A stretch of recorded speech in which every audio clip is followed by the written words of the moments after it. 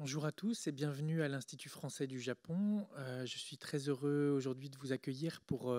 la 4e rencontre de ce cycle dédié aux enjeux contemporains du design que nous organisons à l'occasion du festival Designer Tokyo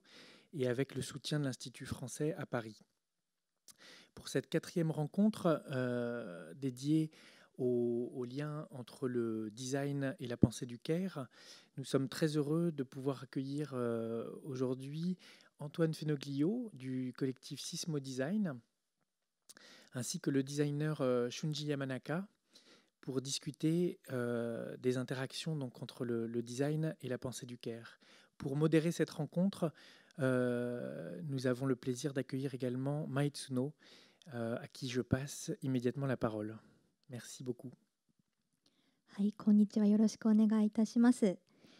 本日は、今ご紹介にあった通り、アントワーヌ・フェノーリオさんと、山中俊二さんにお越しいただいて、デザインとケアというトークのイベントを、開催させていただきたいと思っております。まず、簡単にお二人の紹介をさせていただきますと、アントワーヌ・フェノーリオさんはデザイナーでパリとクルーズ地方を拠点にされています。1996年にパートナーのフレデリック・ルクールさんと共にシスモを設立され、現在はデザイン・ウィズ・ケアをコンセプトに、デザインのさまざまなプロジェクトに取り組まれていらっしゃいます。同時に哲学者のシンティア・フルーリさんとも共にデザインと哲学を結びつける活動もされていらっしゃいます。山中俊二さんはデザインエンジニアで東京大学生産技術研究所の教授もされています。さまざまなプロダクトをデザインするとともに義足であったりとか宇宙機などこれまでデザインが入り込んでこなかった領域のプロトタイプを制作してさまざまな領域に取り組んでいる方です。私は角尾舞が今回司会をさせていただきます。デザインライターをさせていただいております。山中俊二さんの実はアシスタントを、数年やって後に独立して、現在メディアでの執筆であったりとかステートメントなど言葉とデザインにまつわることを活動としています。では早速お二人のまずはプレゼンテーションから、スタートしたいと思っております。まずでは先にアントワーヌさんからお願いしてもよろしいでしょうか。そちらは朝ですね。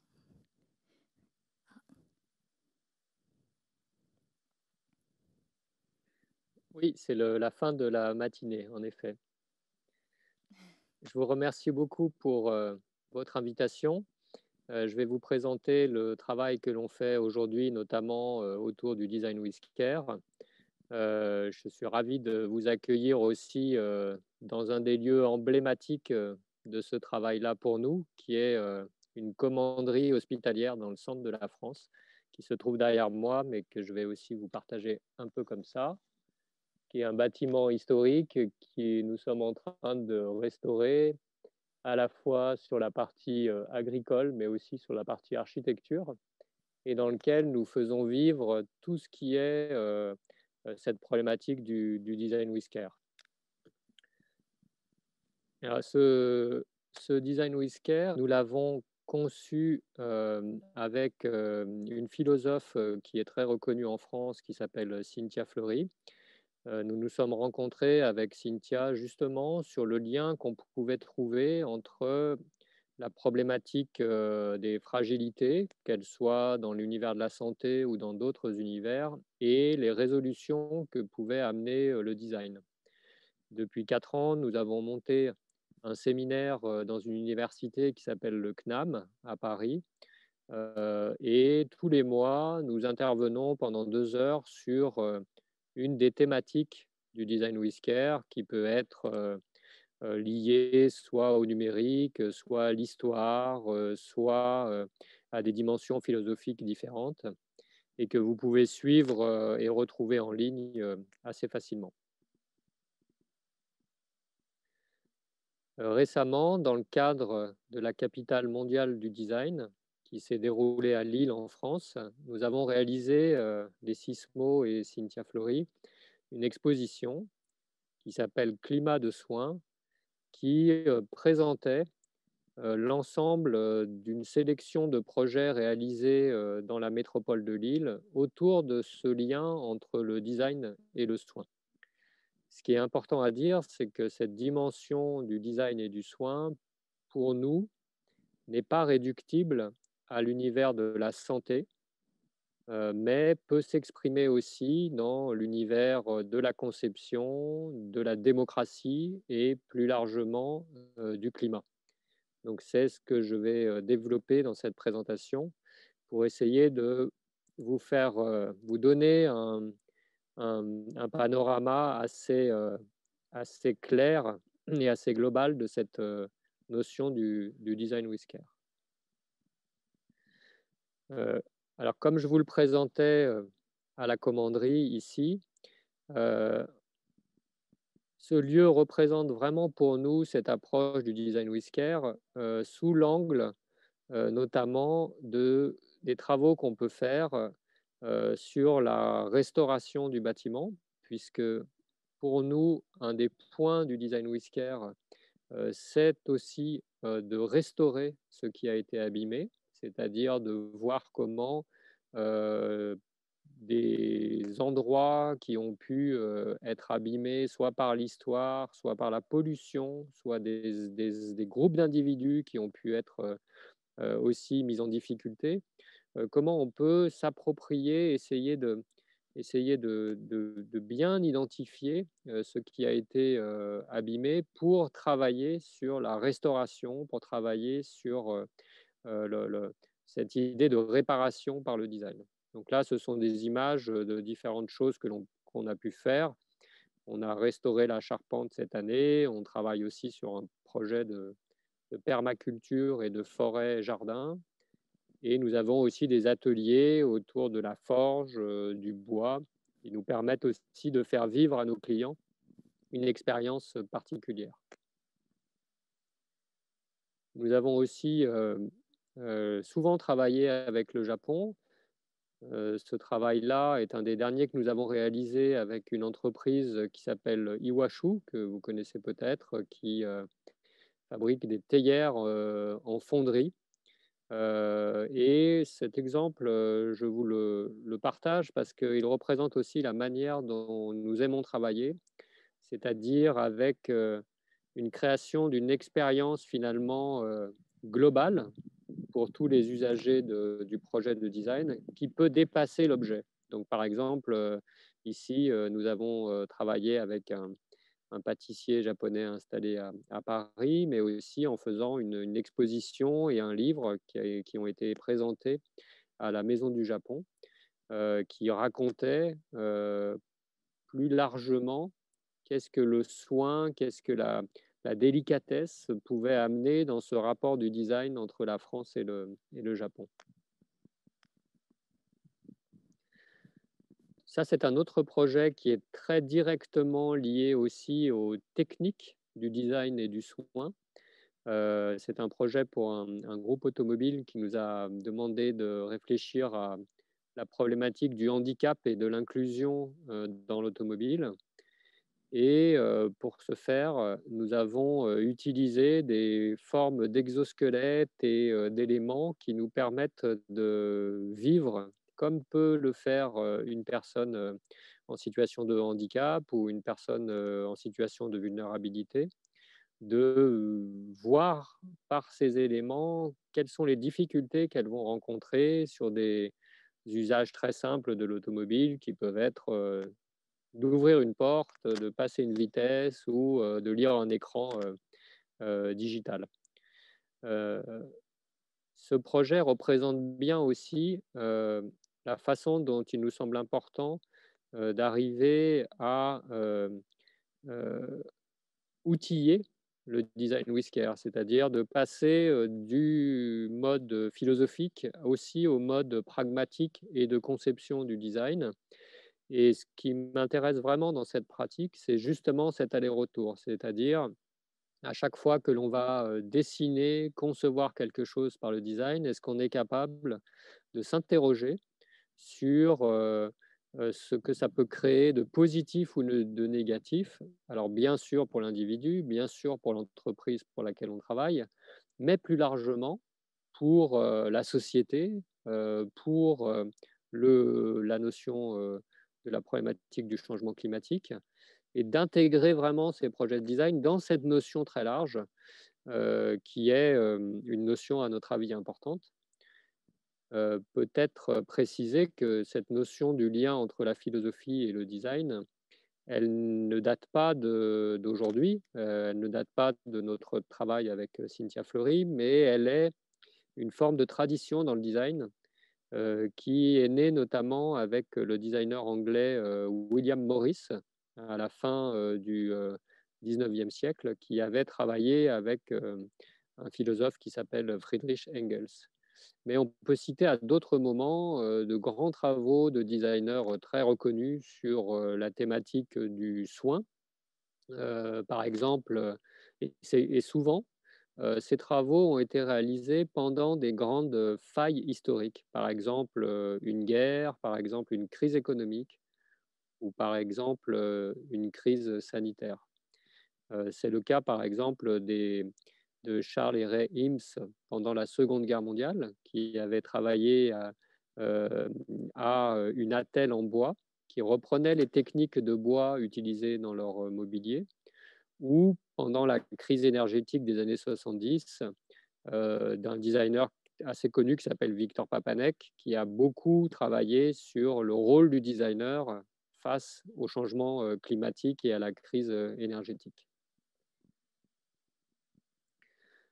Un autre projet qui est lié aussi au design industriel, qui est un projet d'écouteur que nous avons réalisé pour une petite entreprise qui s'appelle Edel.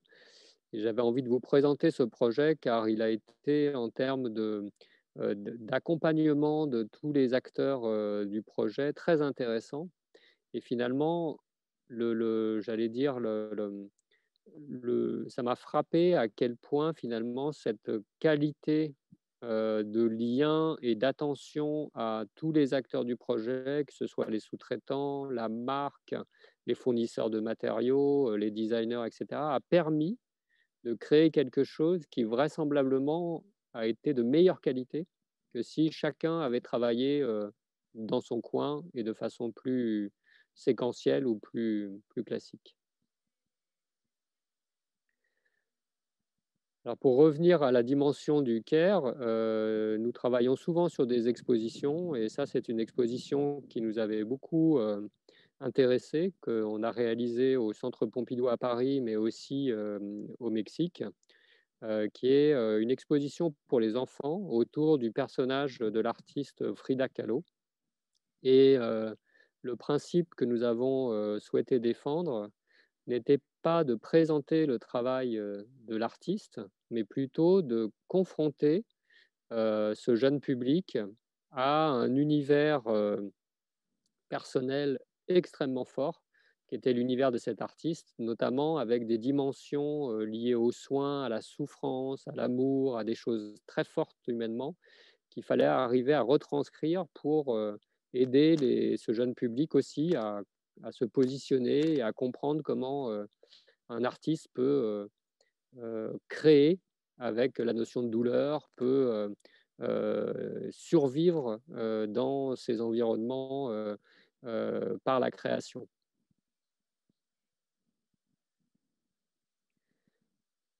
Ça, c'est un travail qui a été très important dans notre parcours, qui est le centre d'innovation d'une grande entreprise qui s'appelle Saint-Gobain. Et c'est peut-être le premier travail où la dimension du soin et de l'humanisme a pu s'exprimer de façon aussi forte, puisque notre objectif était de voir comment on pouvait passer d'un showroom qui présentait des matériaux sous l'angle de la performance technique, la performance économique, à un lieu de rencontre qui était plutôt là pour que les gens s'expriment sur ce qu'était leur notion de confort. Je pense que c'est une des dimensions très importantes du design with care, c'est d'aider à reposer les questions sous un angle humaniste, c'est-à-dire d'essayer d'enlever tous les angles qui sont les angles plus techniques. Ça ne veut pas dire qu'ils n'apparaissent pas dans le projet, mais ça veut dire qu'ils sont plutôt en second rang par rapport à ce qu'on va mettre sur le dessus lors de la collaboration, où on va rechercher cette approche humaniste, cette question humaniste qui souvent permet à chacun de s'investir beaucoup plus pleinement dans le projet et d'obtenir, à notre avis, de meilleurs résultats. C'est aussi le cas dans les bureaux de la présidence et de la gérance d'une grande entreprise qui s'appelle Michelin, où là encore, finalement, le résultat de l'architecture de ce que nous avons produit est avant tout le résultat de tout le soin qu'on a cherché à, à comprendre dans les différents acteurs de ce lieu, qui sont des grands dirigeants et qui, bien qu'ils soient à des niveaux très importants d'une entreprise, ont aussi des points d'attention, des points de vulnérabilité, des points qu'ils souhaitent euh,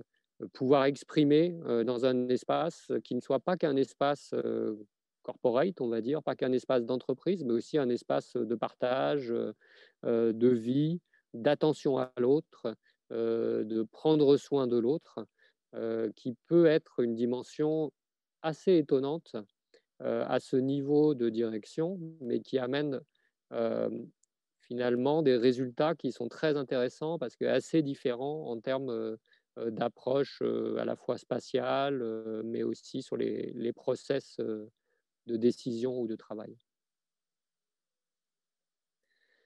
Et puis cette dernière image, pour aussi vous montrer que ce travail autour du design with care, il passe par de nombreux outils qui sont des outils visuels de dialogue avec les gens avec lesquels on travaille, comme par exemple cette cartographie qui permet de montrer sur l'ensemble de la chaîne d'un projet, depuis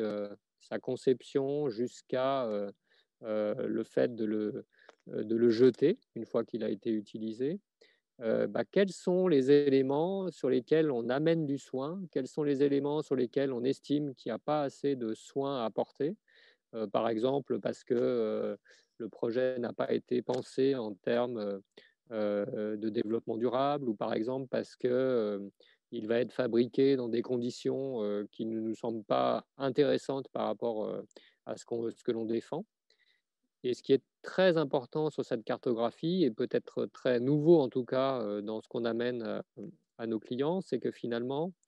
on essaye aussi de leur mettre, en plus d'une perception interne, hein, qui sont ces vagues que je montre du doigt sur l'image, là,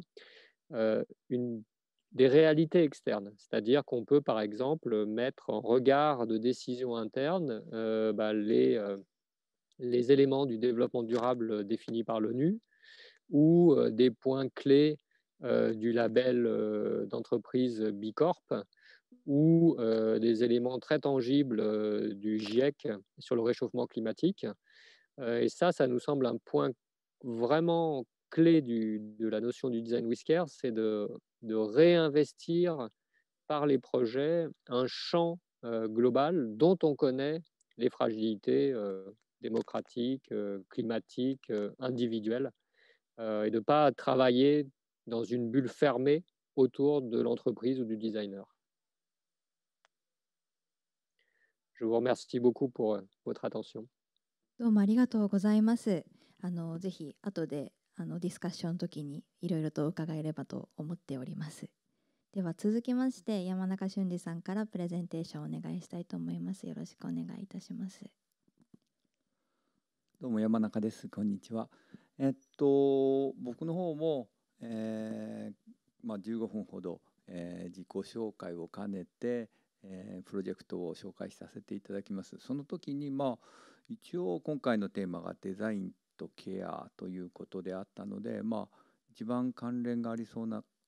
なと思うプロジェクトを最後に丁寧に少し説明する形で終わらせたいと思っています。僕のスターティングポイント、ベースは機械工学と漫画なんですけれども、大学の時に機械工学を学んで、たくさん漫画を描きました。実はこれは僕が数年前に描いた漫画です。日本のある雑誌に載りました。学生の頃プロの漫画家になるのが夢だったんですけれども、ごく最近になってようやく漫画家になることができました。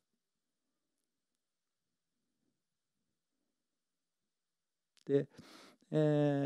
最初にデザインを始めたのは日産自動車という自動車会社で、車のデザイナーを始めました。これは20代の頃に描いた絵ですね。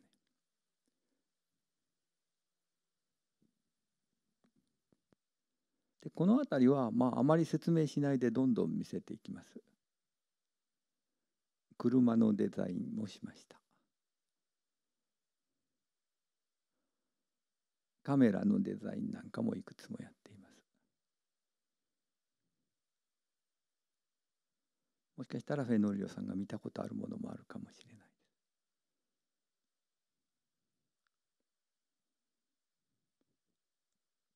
乗り物のデザインもしています。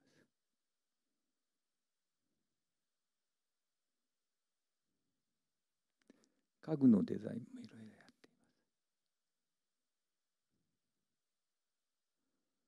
す。アルフレックス社のためにデザインした椅子であるとか、コクヨというオフィスメーカーのためにデザインした椅子などです。腕時計もたくさんデザインしています。日本のファッションデザイナーの一世三宅というブランドで、発売されているものです。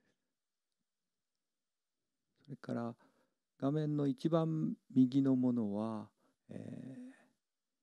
今月末にソニーから、登場する時計です。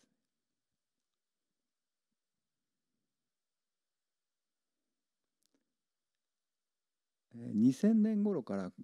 いろんなプロトタイプ新しい試みをするようになりました。これは例えば、日本人のための日本語の入力を入力するキーボードです。これは自分たちが研究プロジェクトとして作ったものなので市販はされていません。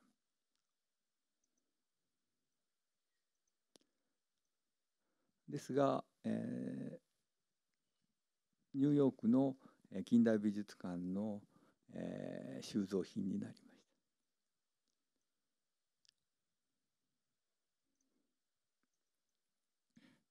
携帯電話なんかもデザインしています。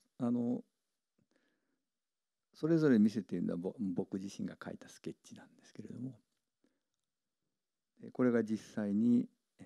製品化された、これは2006年ぐらい、13年ぐらい前に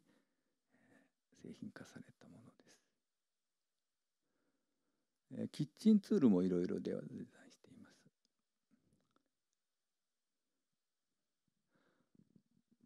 フェノリオさん、大根おろしという道具が分かるかどうか分かんないんですけれども、英語で言うとラディッシュグレーターなのかな、この商品でグッドデザイン賞、日本のグッドデザイン賞の金賞ゴールドプライズをもらってい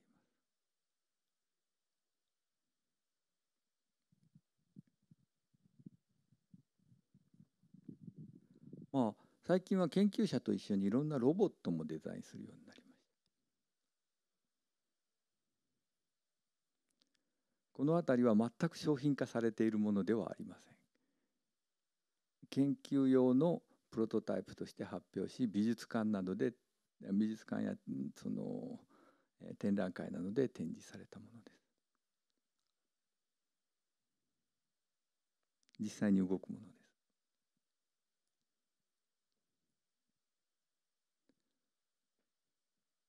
日本の伝統的なからくり人形師と一緒に、新しいからくり人形をデザインしたこともあります。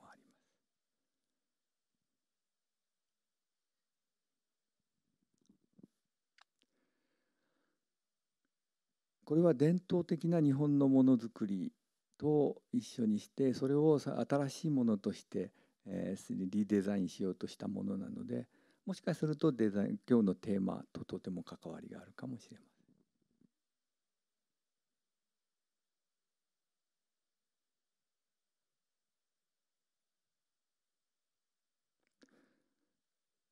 これは最近発表したロボットと、それからその研究者と一緒に作った、パナソニックの掃除機です。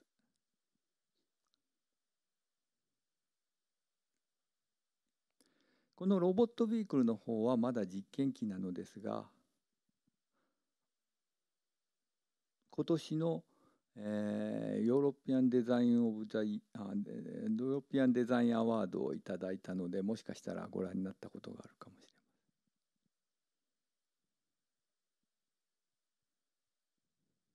れません。で、右の下の方は、今年発売になったパナソニックの、ロボット掃除機です。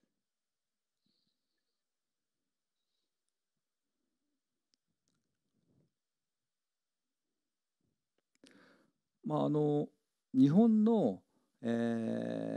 に来られたことがあるということなので、もしかしたらご存知かもしれないんですけど、日本の、カードを使った自動改札機、ヨーロッパでいうオイスターカードのようなものですねは、使い勝手を考えてちょっと手前に傾いています。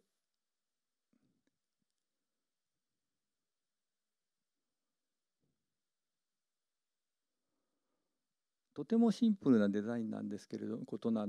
それによって、劇的に、正しい通過率が向上しまし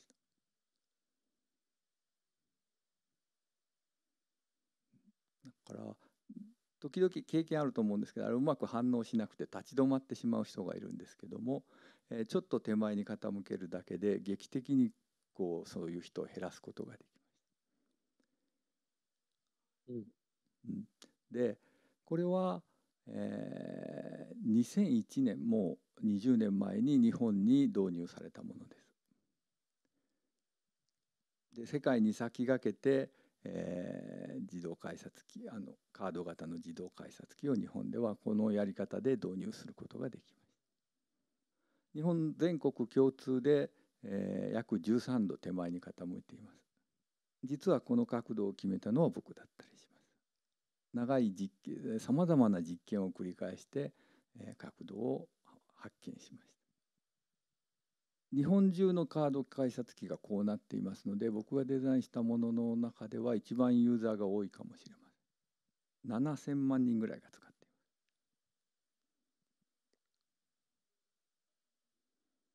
今度日本に来たらぜひ試してみてくだ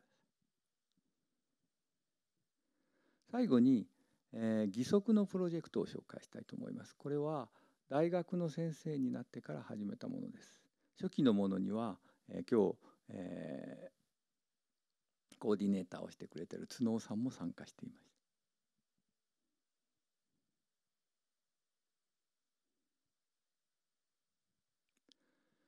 た。これが標準的な誰もデザインしていない義足なんですけども、このような形になったのは、第一次世界大戦直後です。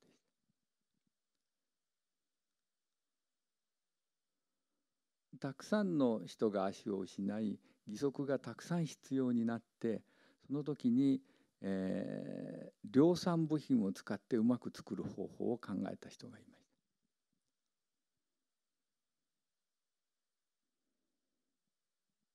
モジュール義足というんですけれども、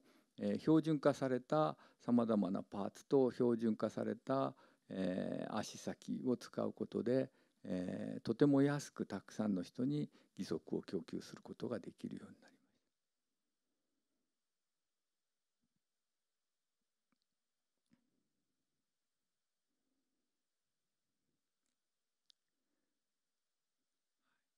す。で大量生産によってたくさんの人に義足を供給できるようにはなったんですが、失われたものもあります。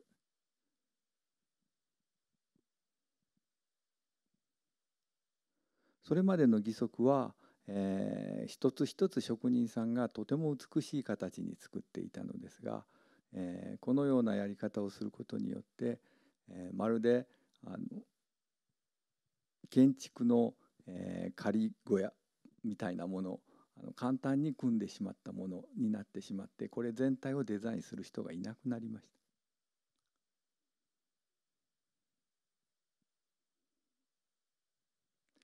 そのことに12年前、2008年に気がついたので、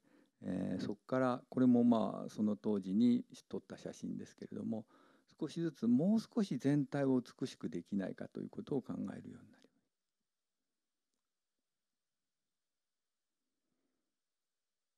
機能的にはこれで十分なんですけども、こうやって見るとちょっと痛々しいですよね。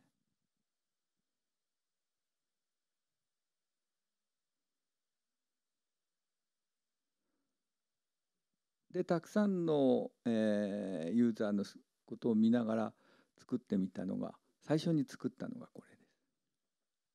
これは、ただのコンセプトモデルで、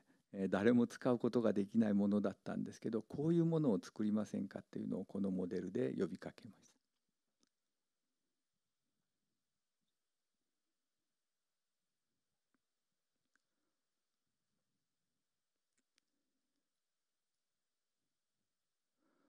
それをきっかけに、そ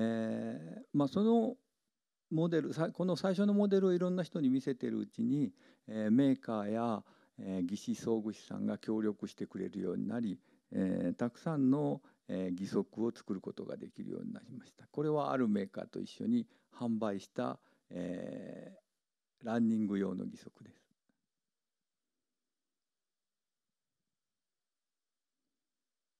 イマセンさんという会社が作りました。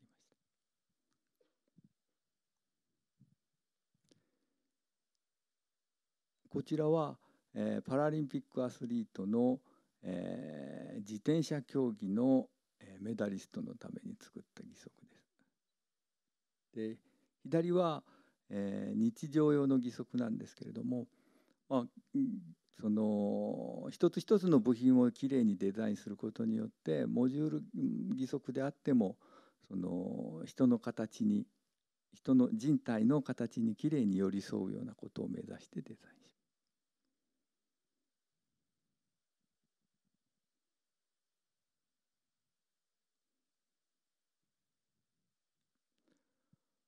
その頃に高桑早紀さんという高校生に会いました。まだ足を失ってあまり時間が経っていなかったんですけど、彼女は、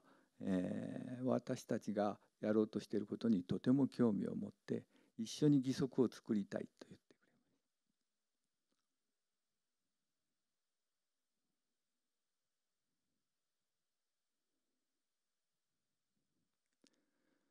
た。2012年に彼女と一緒に作った義足です。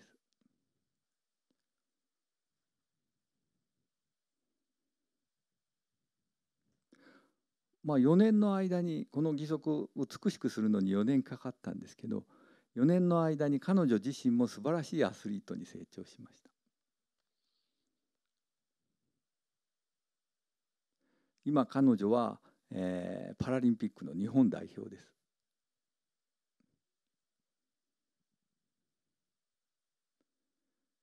結果的に私たちは、パラリンピックの、日本記録保持者の義足をデザインしているという状況になります。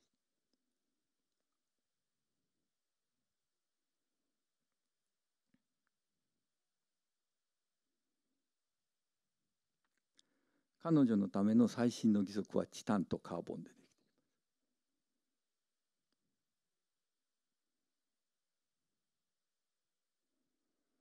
す。とても高性能な義足ですが、一つ問題があります。大変高価であり、しかも一つ一つデザインされているので、このままでは、誰もが手に入る義足にはなりません。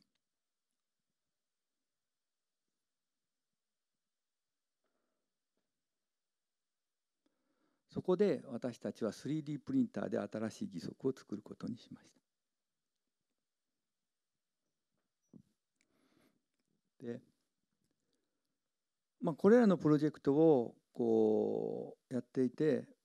もう思い描いたことを言うと、一つは、ただ、失った足、失った体を元に戻すだけではなくて、もっと、拡張する身体としての未来があるよね。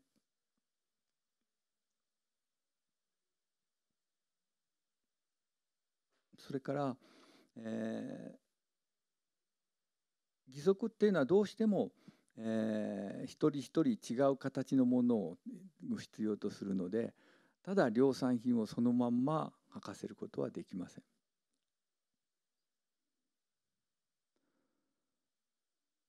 でモジュラー義足は量産のパーツを組み合わせて作るんですけども、逆にその結果誰もデザインしてない状況にもなってしまいます。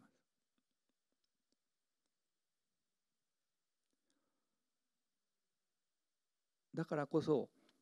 マスカスタマイゼーションっていうんですけれども、一人一人のためのものを美しくデザインするっていうことを私たちは目指しています。高桑さんが義足を使うようになって一つ大きな変化がありますと報告してくれました。それは、大学の、陸上部のチームメイトたちが義足の話をしてくれるようになったっていうことです。以前の義足を使っていた時には、まるでそれが見えてないかのように誰も義足の話をしようとしませんでした。彼女の義足は目の前で着脱したり調整したりしているにもかかわらず、まるでそれが目に入ってないかのように義足以外のことをいつも話していたそうです。でも先ほど、最後に見せた義足を使うようになったら、急に周りの人、ピンクの義足ですね、使うようになったら急に周りの、選手たちが義足の話をするようになったそうです。その仕組みや、素材や色や、我々が人が履いている靴について話すのと同じような話ができるようになります。これはまさに私たちにとってのデザイン・ウィズ・ケアだったと思います。最後にムービーを2本見せて終わりたいと思います。彼女のために作った最新の 3D プリンターの義足です。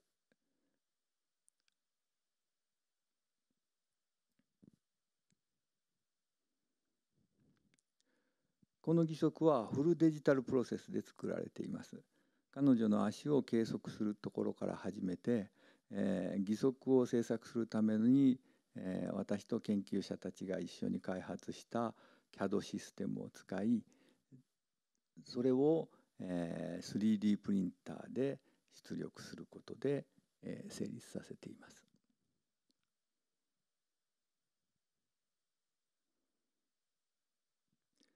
その CAD は義肢装具士さんが使うこともできるので、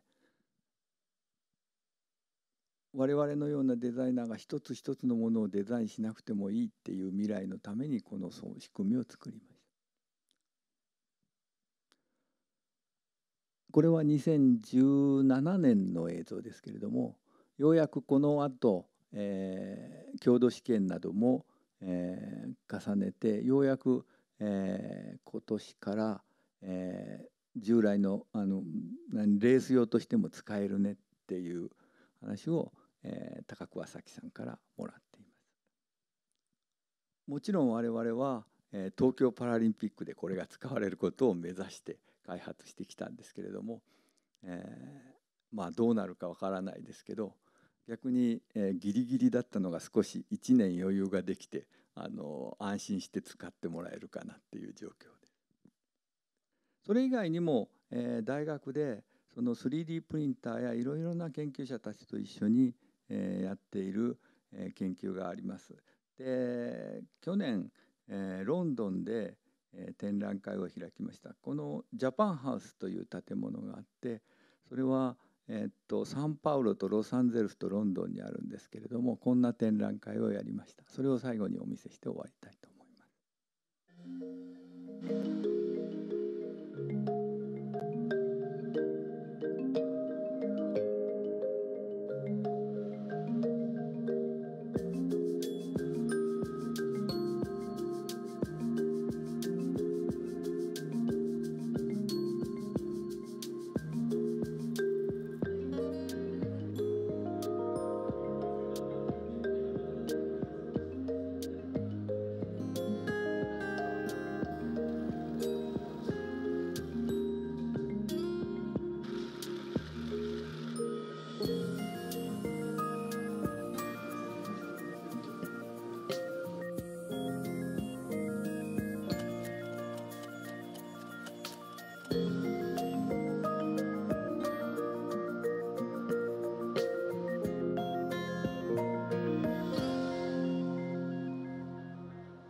このおもちゃのようなものたちは直ちに役に立つものではありません。でも、未来の私たちの一人一人の生活に関わってくる大切なものだと思って研究者と一緒に作っています。以上で僕のプレゼンテーションを終わりにします。はい、お二人ともどうもありがとうございました。これからディスカッションと質問に入っていきたいと思うんですけれども、まずどうしようかな。私から、アントワーヌさんにデザイン with care っていうことについて今さまざまなプロジェクトの紹介からご説明いただいたんですけれども、すごく広範囲にわたるプロジェクトだなと率直に感じたんですね。で、ケアという言葉というのは実は日本語ではすごく訳しにくいものだと思っていて、普通に聞くと介護とか、医療とかそういうイメージがあるものなんですけれども、今回それに全然とどまらないものをデザイン with care としてご紹介されていたので、ぜひシスモが考えるそのデザイン with care の考え方についてまず伺ってもよろしいですか。Alors, Design with Care, c'est inspiré de la philosophie du care, qui est une philosophie anglo-saxonne, qui ne s'intéresse pas particulièrement à la problématique de la santé, mais particulièrement, elle s'intéresse à la problématique de ce qu'on appelle les voies différentes, c'est-à-dire comment on peut faire reconnaître une fragilité dans un projet et faire en sorte qu'elle devienne une occasion de création nouvelle. Je trouve par exemple que le dernier exemple présenté sur la prothèse, c'est exactement cette approche qu'on sent chez l'usager, qui est de dire, en fait, mes camarades ne reconnaissent pas ma vulnérabilité, ne reconnaissent pas l'endroit où j'ai besoin de soins. Et là, le travail de design qui est fait permet d'inscrire cette vulnérabilité comme visible, acceptable, voire même de performance pour la personne qui porte cet objet. Et c'est exactement ça. C'est vraiment, pour moi, reconnaître la fragilité dans un projet et la faire reconnaître. La fragilité, elle peut être individuelle, ça peut être un problème de santé, mais elle peut être sociale, ça peut être un problème de déclassement économique, ça peut être un problème de déclassement numérique, ça peut être un problème alimentaire, et elle peut être climatique. Ça peut être un problème qui crée une pollution qu'on ne souhaiterait pas, qui amplifie la problématique du réchauffement climatique. Donc c'est vraiment, le design with care, c'est vraiment ça, c'est vraiment reconnaître ce qui est fragile pour chacun dans un projet et le mettre en valeur. On appelle ça en philosophie, c'est un peu compliqué, mais créer un sentiment capacitaire. C'est-à-dire créer un sentiment où la personne se sent capable beaucoup plus que si le projet avait été fait différemment. どうもありがとうございます。ぜひお二人がそれぞれのプロジェクトで気になったものがあれば教えていただきたいんですけども、いかがですか。ノリオさんの、プロジェクトで、車の、運転を外骨格でサポートするっていう、プロジェクトはとても興味を持ちました。もっと詳しく知りたいです。Oui, bien sûr, la question du fabricant automobile était de savoir si le fait de réfléchir à la notion de l'inclusion et du handicap dans la voiture nécessitait de changer ses process de design. Est-ce que si je travaille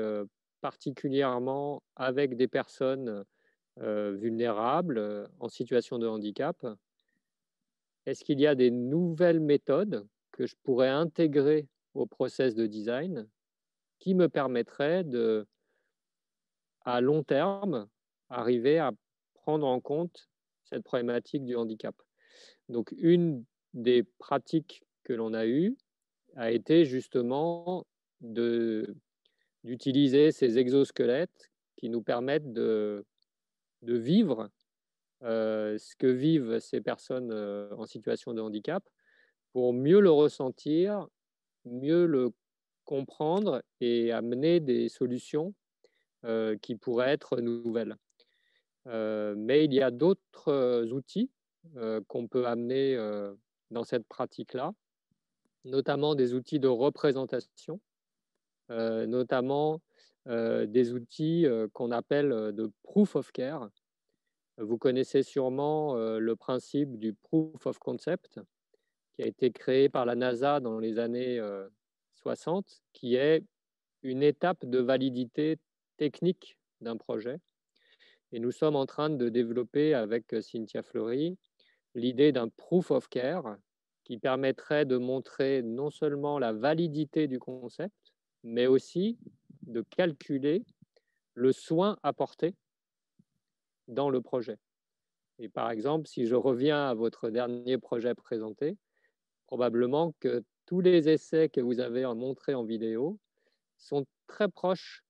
de quelque chose qui pourrait être un proof of care, qui pourrait être de voir avec cette utilisatrice à chaque détail qu'est-ce que ça lui amène en termes de confort, de performance, de reconnaissance de son handicap. Et c'est là-dessus que se focalise le proof of care. ありがとうございます。とてもそう思います。とても賛同できる考え方です。あと僕はデザイン・ウィズ・ケアのレクチャー、残念ながらフランス語でレクチャーの内容は分からなかったんですけども、英語の、解説がついていたので、それを一つ一つ読ませてもらいました。で、あれはそこで分かったことは、近代文明あるいは資本主義社会あるいは量産社会が人々から奪っているものをケアという形で取り戻そうとしているんだなっていうふうに思います。それは、僕が何かをデザインする時のモチベーションととても似ています。で、ロボットをたくさんデザインしていますが、それも新しい電子テクノロジーでインターフェースがどんどん画面の中に収まってしまって、触ったり実体として触ったりボディーランゲージを使ったり、それから視線を交わしたりというようなシーンが確実に減っていると感じています。どのロボットも不思議な動きをし、触れるし、人間とインタラクションするんですけれども、そういうものの中でそれもまた電子テクノロジーが我々から奪ってしまったものを取り戻そうとしてるんだなっていうふうにも思っています。それは、おっしゃっている脆弱性という考え方と、近いものなんじゃないかなっていうふうに感じました。Oui, c'est ce que je trouve très intéressant dans votre travail et la façon dont vous le racontez, c'est que finalement, la technologie est un alibi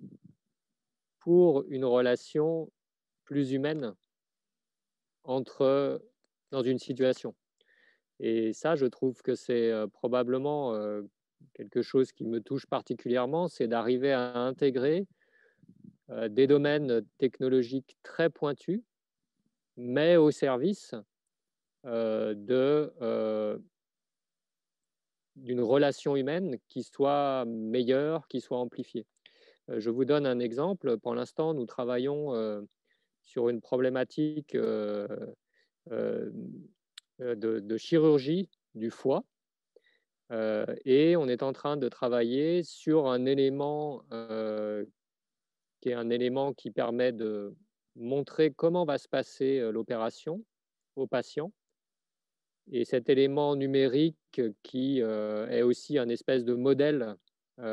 qui explique là où le chirurgien va intervenir, pourquoi, à quel moment. Finalement, toute cette technologie, elle n'a du sens que parce que ça aide le patient à mieux se projeter dans son opération, à mieux la supporter et à mieux guérir, à mieux expliquer à sa famille ce qui va se passer, à mieux lui comprendre ce qui va se passer. Et cette dimension du soin liée à la technologie, à la fois comme une espèce de balance où on a la technologie qui nous aide à créer ce sentiment de soin, c'est valable partout. On peut le penser dans cette problématique de santé, mais on pourrait le penser dans une problématique de démocratie, liée à l'éducation, liée à la justice. On pourrait le penser dans une problématique climatique. Et c'est vraiment ce travail-là qu'on essaye de faire avec la pensée du design with care. ありがとうございます。ですね、そのケアという意味では、その講義で言うと、配慮っていうふうに日本語では訳すことができるんですけれども、ある意味ではデザインっていうのは常に誰か人のためであったりとか、環境のためであったりとか、社会のためであったりとか、さまざまなことをより良くするだったりとか、幸せにするとか、多くの場合はよりそうですね、悪かったものを良くする、より良くするとかっていうことのためにデザインっていうのは用いられることが多いかなとは思うんですけれども、その意味でそういう意味では全てのものがケアが必要なものであるとも言えるとは思うんですね。その意味で今語るべきケアの領域っていうのは特にどういうところにあるとお二人思われますか？ Je veux bien commencer. Effectivement, les domaines sont nombreux et vous avez raison de dire que c'est porter attention, c'est le terme porter attention qui est intéressant. Le designer n'est pas un docteur de la société ni de l'environnement, il est là pour amener un regard différent sur ces points d'attention. Et il se trouve que dans des moments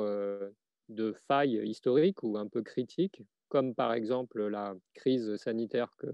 la pandémie que nous vivons, on voit bien que l'attention est nécessaire sur de nombreux points et qu'il faut essayer de rester vigilant. En premier lieu, à l'attention sanitaire, bien sûr, mais aussi l'attention économique et sociétale qui est très importante comme conséquence. Donc, je crois qu'on peut regarder tous les sujets sous l'angle du care. C'est vraiment c'est un mode de regard, c'est une manière de regarder différemment les projets, même ceux qui nous semblent le plus loin de cette notion de soin ou d'attention, peut être regardé avec ce regard-là. 山中さん、いかがですか？デザインっていう仕事は多分前の世紀の初めの頃に、その量産とともにたくさんの仕事をデザイナーがするようになりました。それ以前にももちろん計画する人はいたし、作る人と別にいたんだけれども、そういうものが仕事としてちゃんと、成り立つようになって、デザイナーっていう職業が、その形も含めて、何かをこう最初に考える人であることがはっきりしたのは、前の世紀の初めの頃だったと思います。でもそれは常にその考えたものをたくさん作るっていうことで、実現してきたわけです。でもそれは、大事な、そうやってよく考えられたものがたくさんその世の中に配布されれば、みんなハッピーになれるはずだっていうふうに信じてたわけですけど、その時には。だけど、実は同じものを作ってたくさん配るっていうことは、みんな同じだっていうことが大前提になってるわけです。で、その前の世紀の終わりの頃にあらわになってきたものの非常に多くはみんな同じだと思ってたけど、そうじゃなかったっていうこと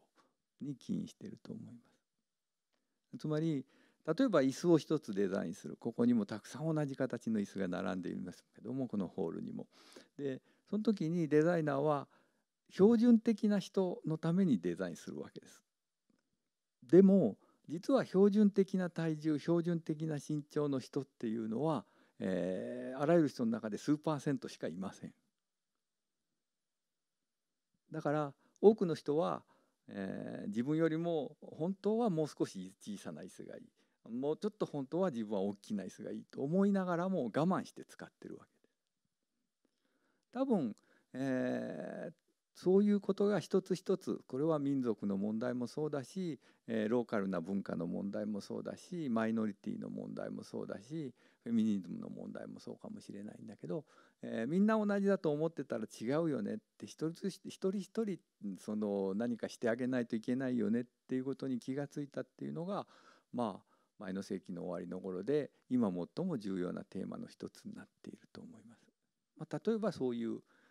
量産社会に対して我々が生み出したいろんなことに対して我々はどういうふうにしてこれから本当に一人一人にフィットするものを、作り、一人一人のためのにデザインし、一人一人のために生産する方法っていうのを考えていかなきゃいけない時代に来たんだなっていうふうに思っています。これは、ケアの最も大きなテーマの一つじゃないかなっていうふうに僕は今思っています。ありがとうございます。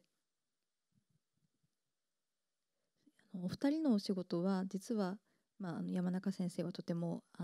テクノロジーとかそのロボティクスだとかかなり最先端のプロジェクトも多くやっていらっしゃるし、逆に、フェノーリオさんはその、テクノロジーも使いながら、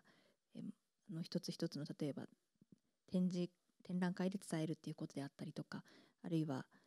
オフィスのデザインであったりとか、すごくその、ある意味アナログなアプローチもいろいろされているんですけども、お二人にかなり共通されるなということは、今まで割と見落とされてきた小さな声や弱い声に耳を傾けたりすることなのかなっていうふうに感じるんですけれども、そういう声をデザイナーとして発見するっていうことは、どういうきっかけから起きることが多いんでしょうか。もちろんクライアントから依頼されてってこともあるとは思うんですけども、私は山中先生の仕事を割と近くでよく見てきたんですけど、もう自分で発見することがとても多いなというふうに思っていたので、どういうきっかけでそういう発見が生まれるのか、視点が生まれるのかっていうことは興味があるんですけども、教えていただけますか。デザイナーは観察がとても大事だとは思います。やっぱりデザイナーはいろんな人を見、状況を見、それで問題を発見するっていうことが最も重要なデザイナーの機能だとは思うので、その目を持っているかどうかはとても大事だと思います。多分それは彼も感じるところなんじゃないかと、賛成してもらえるところなんじゃないかなと思う。Oui, tout à fait. Je pense que le rôle du designer est effectivement de regarder avec beaucoup d'attention les situations, avec ce qu'on appelle de l'empathie, une capacité de se projeter aussi dans la situation qu'on est en train de regarder. Et peut-être que c'est aussi un élément différent par rapport à la fin du XXe siècle, c'est que le designer devient plutôt une forme de médiateur, de diplomate, d'observateur dans un projet. Et il n'est pas forcément simplement une signature artistique ou en haut de l'affiche. Je pense qu'il s'inscrit dans un collectif aujourd'hui dont à la fois l'usager, l'industriel, mais aussi tous les éléments dont on a parlé font partie et qu'il essaye d'être le meilleur diplomate de toutes ces attentions nécessaires pour que cette notion de soin puisse arriver par un mode de création. Et ça, je pense que c'est très important. Ça reste un acte créatif. C'est pas un acte médical, c'est un acte créatif, ce qui est très différent. 少し話が飛ぶかもしれないんですけども、今日ご参加いただく予定だったシンティア・フルーリーさんの、哲学者のシンティア・フルーリーさんとデザインについて、アントワーヌさんはよく一緒にプロジェクトなどもされているということなんですけれども、まだまだ日本では哲学とデザインっていうのはそんなに深く関わりある領域ではないので、ただ先ほどウィリアム・モリスの話とかもされていたんですけれども、もしよろしければどのような関わりがあるのかっていうのを日本の視聴者の方に向けて教えていただけるとありがたいんですけれども。Oui, alors en France, c'est quand même pas non plus quelque chose de très commun. Je pense qu'on a ouvert une voie aussi sur cette dimension-là. En fait, je pense que ce qui permettrait de mieux le comprendre pourquoi, c'est de vous raconter comment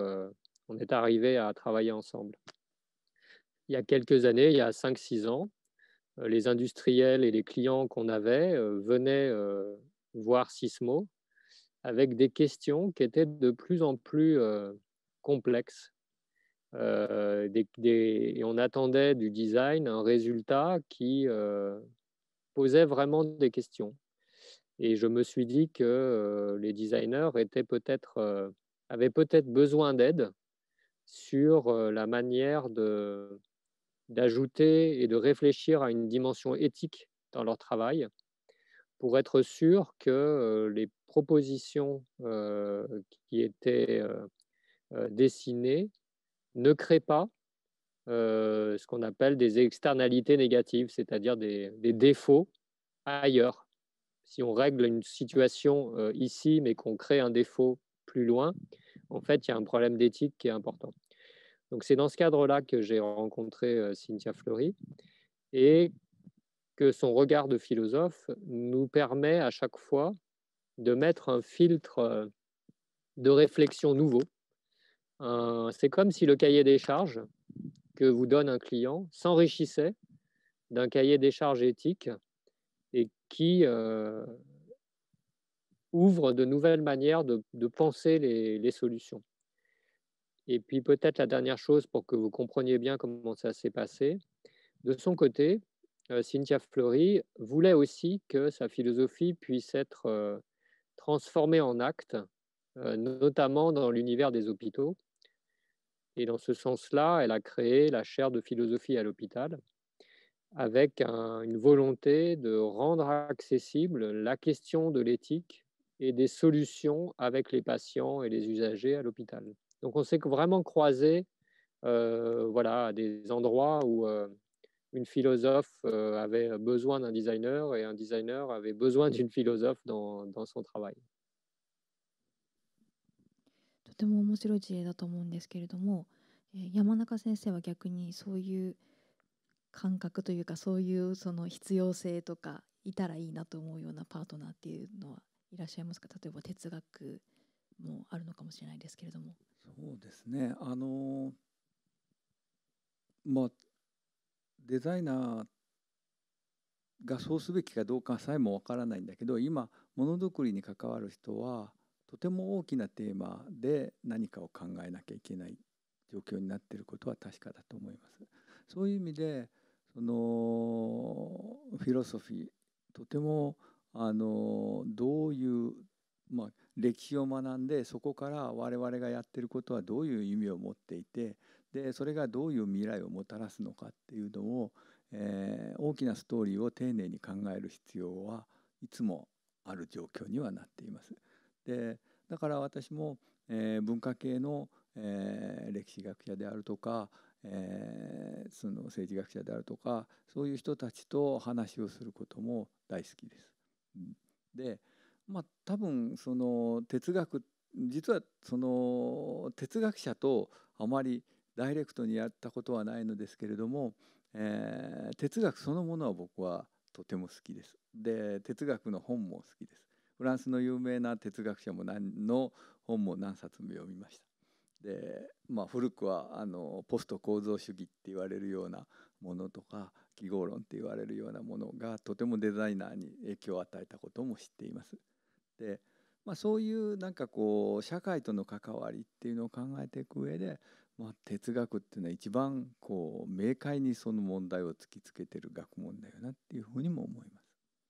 逆に、アントワーヌさんは哲学以外のコラボレーションも多くされているんでしょうか？Oui, en effet, et je vous rejoins dans l'intérêt que peut avoir aussi le designer de travailler avec des anthropologues, avec des historiens, avec des ethnologues, tout ce qu'on appelle en France le champ des humanités. C'est-à-dire, je pense que le design au XXe siècle s'est beaucoup accolé à deux champs qui étaient le champ de l'ingénierie et le champ du marketing. C'est mon avis et il fera peut-être pas plaisir à tout le monde, Mais je pense que demain, le lien du designer sera avec l'ingénierie et les humanités, et beaucoup moins avec cette idée de marché, du marketing, qui est de, comme vous le disiez, de penser qu'un produit peut répondre aux désirs de toute une planète ou de toute une population. Ça, j'aimerais vraiment que le design arrive à amener cet aspect très personnel du lien à l'objet, de lien à la conception de l'objet. On le voit aussi dans les exemples que vous nous avez présentés. L'usager est inscrit dans la conception de l'objet qu'il va utiliser, c'est-à-dire que ça devient une aventure humaine, une aventure de soins et pas une aventure de marketing. 人の冒険っていうのはどういうことなんでしょうか。 L'aventure humaine, c'est le travail que l'on peut décrire sur un projet où tous les acteurs du projet sont mis dans la réflexion du projet très en amont. Par exemple, si je reprends l'exemple chirurgical de tout à l'heure, on va s'adresser bien sûr aux chirurgiens, bien sûr aux infirmiers, aux patients, mais aussi aux aidants du patient, mais aussi à sa famille, mais aussi aux gens qui s'occupent de l'entretien du bloc opératoire, mais aussi aux gens qui s'occupent de la conception numérique. Et plus ces gens se parlent, plus ils font connaissance, plus ils vivent quelque chose en commun, et plus le soin apporté est important. Ça, c'est vraiment, on est en train de finir une thèse de recherche sur cette notion des proof of care avec l'école des mines à Paris. Et c'est vraiment ce que ça montre, c'est-à-dire que par-delà la validité du concept, il y a la validité que ça donne du soin à cet élément de société que sont tous ces acteurs qui travaillent autour du projet. Et ça, je pense que c'est un élément très, très intéressant à, à mettre en valeur et aussi à proposer aux entreprises. On ne design pas que le projet, on écrit aussi une histoire commune de cette identité de l'entreprise. 先ほどのエーデルのイヤホンもたくさんの方が関わった印象的なプロジェクトだとおっしゃってたんですけれども、あの時のアントナ・ワーヌさんたちの関わり方はどのようなものだったんですか。あれとてもいいですよね。その美しいデザインだと思いました。美しいデザインだと思います。あれとても感銘を受けました。耳、要するにイヤホンの音を出すピースをそのままワイヤーを耳にかけるで、機能はするんだけど、そのワイヤーの部分を革で覆うことで、とても自然に、体にまとわりつく。それで多分かけ心地もいいんだろうなっていうのが想像つきます。アイデアは本当に素晴らしいと思いました。Merci. En effet, le fait d'amener une matière naturelle choisie sur un objet technologique était aussi un moyen de créer un trait d'union avec le corps, une espèce de douceur aussi, de quelque chose oui, voilà, de plus facilement appropriable, qui paraissent peut-être moins juste technologique. Et c'est un élément qui a été retenu assez vite, en effet, dans le travail qu'on a pu faire avec l'équipe. いや、少し話が抽象的になりすぎていたので、とても具体的なところに振ってもらってよかったなと思うんですけど、構造と、耳にかけるっていうファンクションととてもシンプルで分かりやすいアイデアだと思います。で、なんか構造とか、機能に対して、形をとても素直に、ミニマルに作っていく姿勢っていうのも、実は先ほどからの大きなテーマの中では重要なデザイン姿勢なんじゃないかなっていうふうに、僕自身もそうしたい、いつもそうしたいと思っているので感じるんですけど、どうでしょう。Je trouve que l'histoire du design japonais raconte presque mieux cette idée de minimalisme que la production parfois française, qui peut être assez décorative. Mais j'ai le souvenir notamment de petits projets que j'aime beaucoup. Alors je ne sais pas si je vais vous retrouver le nom, mais cette gomme qui a été produite au Japon, qui est faite de petits carrés emboîtés et qui permet de toujours avoir un angle pour gommer de façon précise sur un dessin. C'est un des projets que j'avais vu que je trouvais vraiment très intéressant. Et ça reprend une idée aussi que j'aime bien dire à mes clients, c'est que 角 bah, 消し le っていう design, 商品 c'est です。 aussi... 国用さんの角消しですね、多分。あれ、国用さんでしたよね。そうです。はい。 Ouais, exactement. Effectivement, Kokuyo. Et j'aime bien dire à nos clients que le design, c'est aussi dessiner avec une gomme, c'est-à-dire enlever le plus de choses possible et pas rajouter. On est dans un effort pour épurer, pour enlever et pas pour ornementer.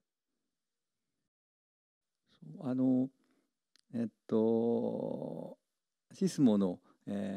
記事を読んでいて、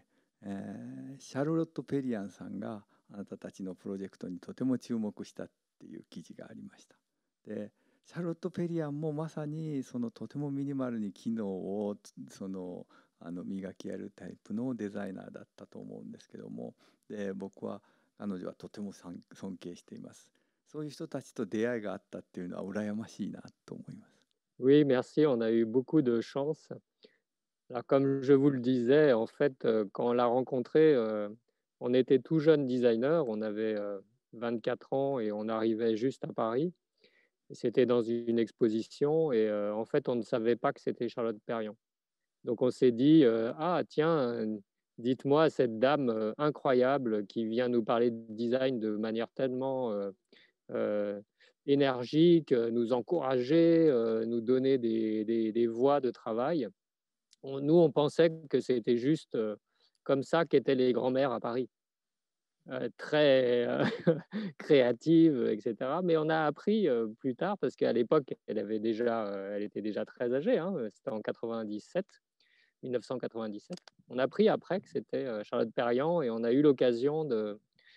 travailler notamment avec son biographe Jacques Barzac pour le séminaire Design with Care. Son travail est en effet extrêmement intéressant en termes écologiques et de soins apportés à la nature, et son engagement politique aussi était très fort. 実は、ペリアンさんがコルビジェの下でデザインした、エルシー・キャロル、シェーツローン、という椅子をもう10年以上愛用しています。僕の大学の教授室にはいつもそれが窓際に置いてあって、そこに僕が座っていることが学生たちの中でも有名でした。Cette chaise est un très très bel exemple de design with care, notamment parce que, pour la petite histoire, Charlotte Perriand s'est beaucoup battue pour que Le Corbusier reconnaisse qu'une femme travaillait dans son atelier et était capable de signer du mobilier. Et je le rappelais, la philosophie du care est aussi à l'origine une philosophie féministe qui cherche à redonner justement la voix aussi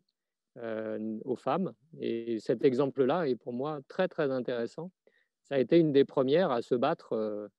auprès de quelqu'un qui avait déjà un fort caractère pour dire c'est moi qui ai dessiné avec vous cet objet et il y aura mon nom sur ce projet. なるほど。今でもどうですかね。今日は偶然男性お二人の対談になってますけれども、そのデザイン界においてそのフェミニズムであったりとかそういうところの浸透っていうのはどうですか。もしかしたらフランスと日本とでは結構差があるのかもしれないですし、どう感じられてますか。シャルロット・ペリアの時代から時間が経って。Alors, en France, je pense que le milieu du design évolue assez vite sur ce domaine. Vous connaissez des gens, des femmes comme Nathalie Crasset ou Constance Guisset, ou même dans des industries comme Anne Asensio, qui portent beaucoup la voix des femmes et du design. Je pense aussi qu'en suivant un petit peu ce qui se passe dans les écoles de design aujourd'hui, on voit que la parité et la présence des femmes est tout à fait aujourd'hui importante, voire majoritaire, je crois, dans certaines grandes écoles de design aujourd'hui. Donc, je pense que comme dans tout le mouvement général de la société, cela va arriver et arrive. Et bien sûr, Cynthia Fleury est aussi là pour montrer la présence d'une femme dans un domaine, la philosophie, qui a été longtemps réservé, en tout cas en termes de reconnaissance, aux hommes. Euh, et aujourd'hui, c'est une des philosophes les plus populaires ici. Donc, c'est aussi un signe de cette évolution. そういう意味では今日シンティアがここにいないのはとても残念です。本当は女性2人男性2人の対談だったはずなんですけれど、日本のデザイン学校でも女性の方が多いというようなことが最近とても多くなりました。日本という国は残念ながら、男女平等ではとても遅れた国というふうにされているんですけれども、変化の兆しはあるように思います。先ほどからやはりケアということが今日のお話の中心にあったとは思うんですけれども、これからお二人が注目していきたいという領域は、例えばまだ手掛けてはいないけれども注目している領域であったりとか、関わっていきたいと考えている領域がもしありましたら教えていただけたら嬉しいです。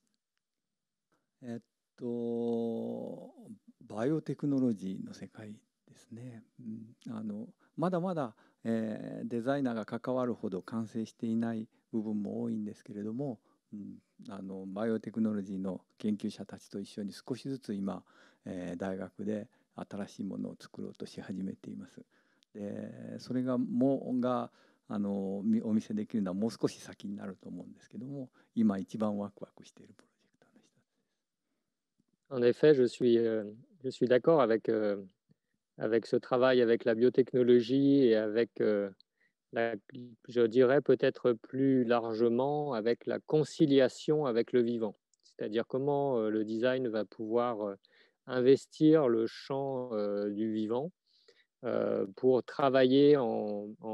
bonne attitude avec ce milieu vivant qu'il nous faut apprendre à préserver. Donc ça, pour moi, ça me semble un champ effectivement très intéressant. Il y a d'ailleurs déjà en France un certain nombre de recherches et de designers qui travaillent sur ces problématiques. Et le deuxième champ qui me semble très intéressant, c'est le champ qu'on appelle ici le design des politiques publiques, c'est-à-dire la manière dont le designer peut aussi investir le champ de la conception des politiques publiques, la manière dont les gouvernances entre les citoyens et les régions ou les États peuvent se dessiner, la manière dont les designers peuvent accompagner les nouveaux usages, peuvent faciliter les accès aux points clés de la démocratie, comme la justice ou comme la santé ou l'éducation. Donc je pense que c'est un deuxième champ, à mon avis, qui me semble très, très intéressant pour les designers demain. 確かになかなか政治的なものとかと都市づくりみたいな建築的な側面はあるとしても、その公共政策みたいなものデザインっていうのはまだまだ関わりが深いとは言い難い領域だと日本でも思います。最近少しツイッターで政治的なことについても、つぶやいてみてるんですけど、つぶやくためにとてもがっかりすることになっているので、やっぱりしばらくはまだ距離を置こうかなって、日本の政治はひどいなって思ったりしています。逆に政治のようなもうかなり法律や憲法っていうかなり変な言い方ですけど硬い世界に対してデザインやクリエイティブが関われることっていうのはどんなことが想像できますか？最近、元僕のスタッフだった、デザイナーの田川金也君ってタクラムデザインエンジニアリングが、COVID-19 に関する、情報のサイトを非常にきれいなものにデザインしてくれました。で、やっぱりとても分かりやすく包括的にその情報を見ることができます。そういう情報とのアクセスっていう意味ではデザイナーが活躍できる場っていうのはとても多いなっていうふうに思います。フランスではもうすでにその政治とデザインのような関わりもあるんでしょうか？Oui, alors quand on dit politique, c'est pas forcément un design qui fait de la politique. C'est plutôt un design qui aide les politiques publiques. Par exemple, là, nous, on a un projet avec une très grande ville pour les aider à définir qu'est-ce que serait qu'un laboratoire d'innovation publique. C'est-à-dire de comment on pourrait créer un lieu, des méthodes, des process qui permettraient de retrouver sur un même territoire tous les usagers, les citoyens, mais aussi les entreprises, mais aussi les élus, autour de projets et de thématiques qui sont des thématiques de développement de l'urbanisme demain, que ce soit par exemple sur l'accessibilité à de l'agriculture urbaine, que ce soit des problématiques de mobilité, que ce soit des problématiques d'accessibilité numérique. Donc c'est plutôt en ce sens que le design peut aider à mettre en place des politiques qui soient plus inclusives, plus proches des citoyens. Et il y a quand même en France, depuis quelques années, je dirais peut-être 10 ou 15 ans, toute une culture de ce travail du design dans les politiques publiques qui s'est développée. Et commence à y avoir des régions, des villes qui ont au sein de leur département des designers. Donc c'est un mouvement quand même qui commence à avoir une ampleur certaine, qui n'est plus juste un petit exemple. 地方自治体にデザイナーが入るっていうのはすごいことですね。素晴らしいことですね。先ほど情報伝達の話がありましたけれども、お二人とも展覧会のデザインっていうんですかね、をされている、かなり広い領域でその伝えるっていうことのデザインもされているんだなっていうのがとても共通項として面白いなと思ったんですけれども、私も自身もその展覧会の仕事に関わることが多いのでとても興味があるんですけれども、そのかなり要素が多いデザインの一つだとは思うんですが、展覧会をデザインする、難しいことや面白さっていうのを教えていただいてもいいですか。Sur les expositions, en fait, je pense que notre rôle, il est d'être un trait d'union. Le designer est un peu un regard de trait d'union entre deux univers différents dans l'exposition. Donc, par exemple, quand on a fait le travail sur le soin, notre rôle est de scénariser et de trouver les projets qui peuvent raconter au grand public pourquoi il y a un lien entre le soin et le design. Et souvent, c'est des choses qui ne sont pas évidentes. C'est-à-dire qu'on a fait par exemple un travail sur les inventeurs du XVIIe siècle et les designers en exposition, ou sur le monde du football et le monde du design. Et à chaque fois, moi, j'aime bien quand on a un rôle de scénarisation, mais aussi de commissariat, de choix des pièces et de récit. Comment on va raconter cette histoire commune entre deux univers qui ne sont pas forcément évidents. Et je trouve que les plus belles réponses sont ce qu'on a vu dans la vidéo que vous nous avez présentée tout à l'heure sur votre exposition à Londres, c'est-à-dire une forme d'émerveillement du public qui d'un coup se dit « Ah tiens, c'est étonnant, il y a un rapport entre le design, ce petit animal robot, et sa manière de bouger. » Et ça pour moi, c'est ça le plaisir de réfléchir et de concevoir une exposition. ありがとうございます。まさに展覧会、今何か2つの世界をつなぐのがデザイナーの役割だって言っていただいたのはとても僕もそうだなと思いながら、今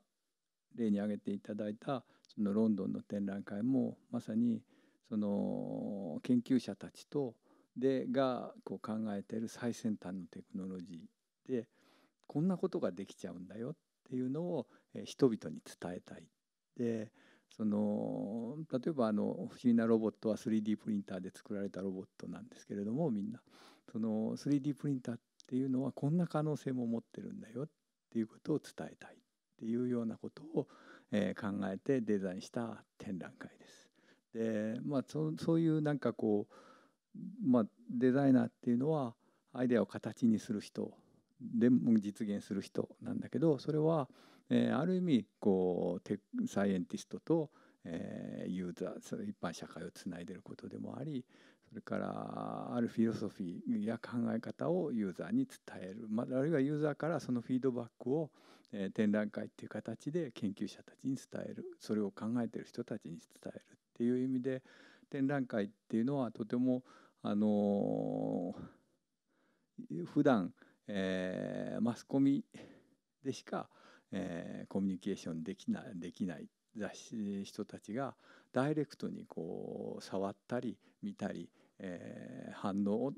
研究者の側から見れば人々の反応をダイレクトに見ることができるっていう意味で、社会と、その研究者っていう世界、多角の世界ととてもつなぐ大事な、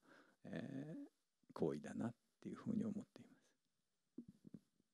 す。ぜひまたアントワーヌさんの展示が東京で行われる日と、あと山中先生のプロジェクトが今度はフランスに行ける日とがまた、このコロナウイルスが落ち着いてそういう行き来ができるような時が来るのをとても心待ちにしています。今日はお時間になりましたので、大体こちらで終わりにさせていただきたいと思います。一見すごく違うお二人のお話になるのかなと思いきや、かなり共通項もたくさんあり、ケアという話を軸にさまざまな方向からお話を伺えて、とても有意義な時間に私自身もなりました。アントワーヌさん、山中さん、本日はどうもありがとうございました。どうもありがとうございました。とても楽しかったです。Merci à tous. Oui, effectivement, c'était très, très intéressant et j'espère qu'on aura l'occasion de se recroiser, de faire des choses ensemble.